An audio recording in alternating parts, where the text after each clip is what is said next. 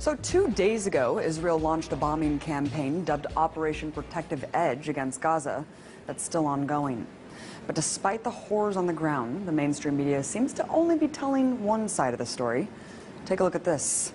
From the Wall Street Journal, Israeli air defense intercepts more rockets as fighting continues.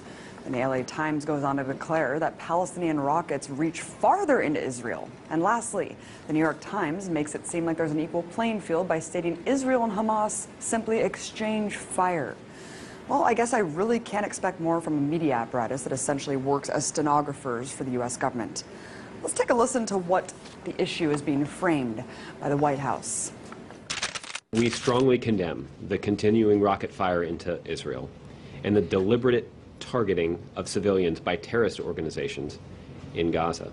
No country can accept rocket fire aimed at civilians, and we support Israel's right to defend itself against these vicious attacks.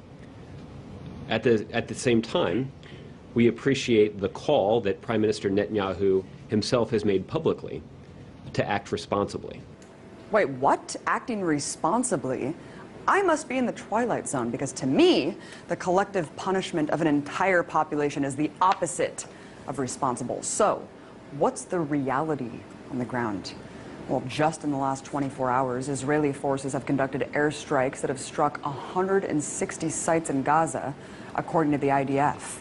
In total, 550 sites have been bombed.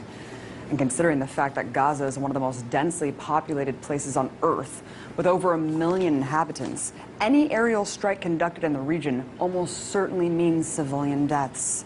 In fact, at the time of this broadcast, the strikes have killed at least 53 Palestinians, including 8 children and an 80-year-old woman.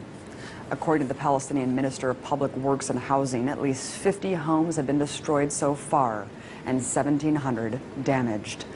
So when the IDF talks about hitting, quote, Hamas targets, remember that Hamas is the democratically elected leadership of Gaza, which could mean any government building or social services for Palestinians. So while the U.S. government can go on and on about Israel's right to defend itself, take heed of the increasing death toll in Gaza and the fact that no Israelis have yet died as a result of Hamas rockets. Look, I denounce deadly force on both sides. But it's important to not frame this as a cycle of violence that's equal. One is the colonizer-oppressor, the other, the colonized oppressed.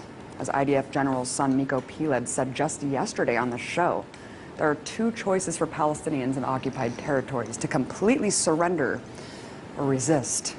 And resistance is what we're seeing now. I'm sick of my Palestinian friends losing their friends and family every time Israel goes on the offense against innocent people living in an open-air prison. So if demolishing homes, conducting mass arrests, and bombing civilians is, quote, responsible, I shudder to think how many people have to die in order to define irresponsible.